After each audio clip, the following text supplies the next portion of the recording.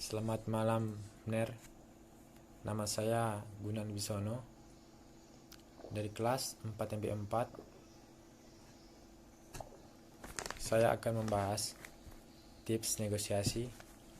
Ada 5 teknik, yaitu teknik yang pertama, teknik intimidasi. Teknik yang kedua, teknik menghindar. Dan teknik yang ketiga, teknik mengakomodasi. Dan teknik yang keempat, teknik kompromi. Dan teknik yang kelima, teknik kolaborasi. Saya akan menjelaskan teknik yang pertama, teknik intimidasi. Teknik intimidasi adalah teknik ini yang mengutamakan hasil dan mengutamakan relationship, dan teknik ini dilakukan ketika kita sudah tidak punya pilihan dan kita sudah tidak ada waktu lagi. Meskipun merugikan satu pihak, mengambil keputusan repot, tidak begitu merugikan daripada menghindar melulu.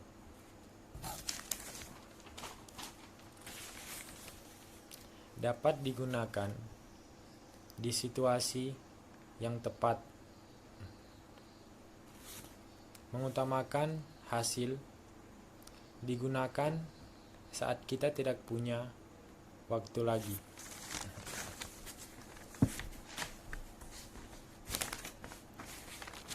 Dan saya akan membahas teknik yang kedua, teknik menghindar. Teknik menghindar yaitu kita mempunyai waktu sebelumnya. Istilahnya, kita ya atau tidak.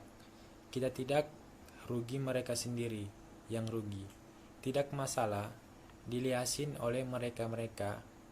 Nggak ada hasil, tidak masalah. Mereka yang ada, tapi mintanya diajak komunikasi, tidak mau. Tidak mau begini, ya sudah. Mendingan kita tidak usah berbisnis, mendingan damai-damai aja. Sebelumnya tidak ada, tidak apa-apa. Kalau merekanya tidak melakukan, kita omong begini, kita menghindar karena kita belum bisa dan belum dapat, karena kita sendiri tidak minat untuk itu. Yang dilakukan untuk menghindari serangan lawan, elakan atas adalah gerakan menghindar dari serangan lawan yang dilakukan dengan mengangkat badan ke arah atas atau ke belakang.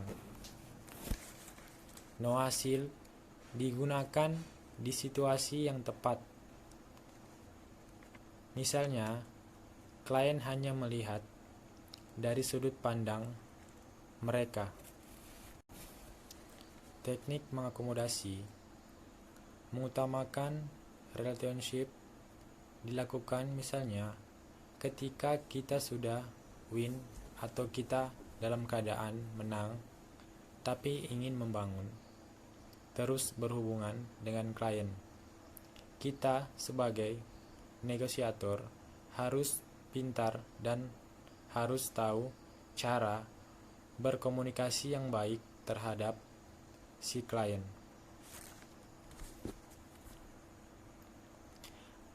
Teknik akomodasi sebenarnya merupakan suatu cara untuk menyelesaikan pertentangan tanpa menghancurkan pihak lawan, sehingga pihak lawan tidak akan kehilangan kepribadiannya. Dan selanjutnya, teknik kompromi. Teknik kompromi, hubungan separuh hasil, separuh digunakan ketika situasi negosiasi bukan situasi hidup mati. Pemecahan masalah dengan cara melakukan perundingan damai. Metode ini tidak diarahkan untuk menentukan siapa yang menang atau yang kalah, tetapi untuk mencari akar permasalahannya sehingga dicapai suatu kesepakatan damai. Metode ini dapat memperkecil permusuhan yang terpendam, dan teknik kompromi juga merupakan upaya untuk memperoleh kesepakatan di antara dua pihak yang saling berbeda pendapat atau pihak yang berselisih paham. Teknik kompromi juga dapat dikatakan sebagai konsep untuk mendapatkan kesepakatan melalui komunikasi. Kompromi dilakukan agar perbedaan pendapatan atau saling mendapat dapat terselesaikan dengan pembuatan kesepakatan baru. Kesepakatan baru dalam kompromi adalah kesepakatan yang dianggap saling menguntungkan kedua belah pihak.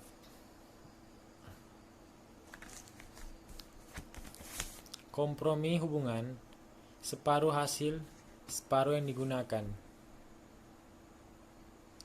Ada satu pihak yang dirugikan dengan kesepakatan yang dihasilkan.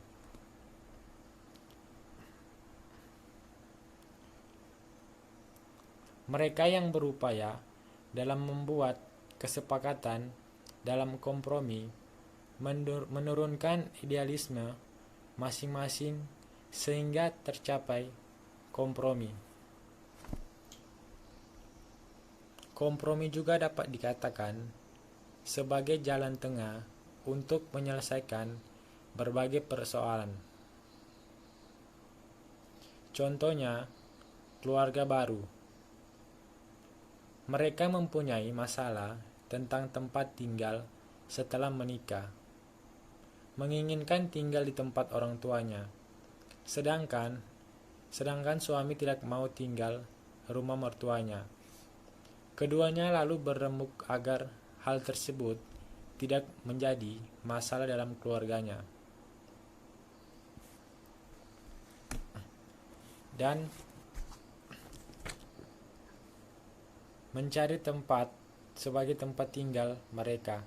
Proses yang dijalani oleh keluarga baru tersebut merupakan bentuk dari penyelesaian masalah dengan kompromi.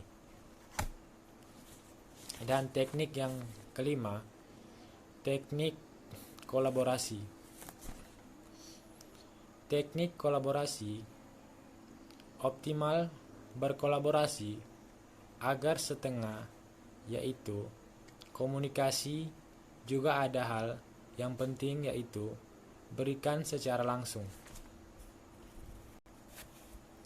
Teknik kolaborasi juga merupakan salah satu tahapan dalam sebuah bisnis, sebab menuju kesuksesan dan memperluas jangkauan bisnis tidak dapat hanya dilakukan sendiri.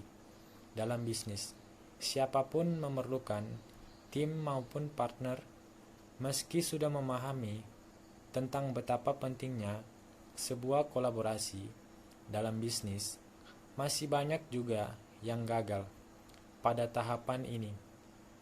Maka dari itu, untuk sukses menjalin kolaborasi dalam bisnis, berikut adalah tips dapat Anda terapkan sebagai cara. Dan selanjutnya ada juga prinsip-prinsip. Prinsip yang pertama, hubungan relationship penting. Yang kedua, hubungan mendengarkan secara aktif. Dan yang ketiga, mencari data atau fakta. Dan yang keempat, mencari alternatif. Dan yang kelima, legitimasi. Dan yang keenam, buat argumen. Dan yang ketujuh, kembali ke awal. Terima kasih, Ner. Selamat malam.